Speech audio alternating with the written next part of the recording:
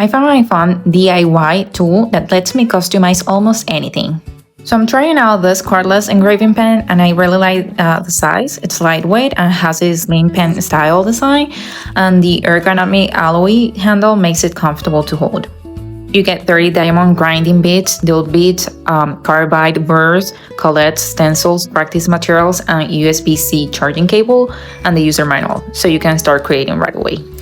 I'm starting with this coffee cup. Just install the bit, choose my speed, and start working on the design.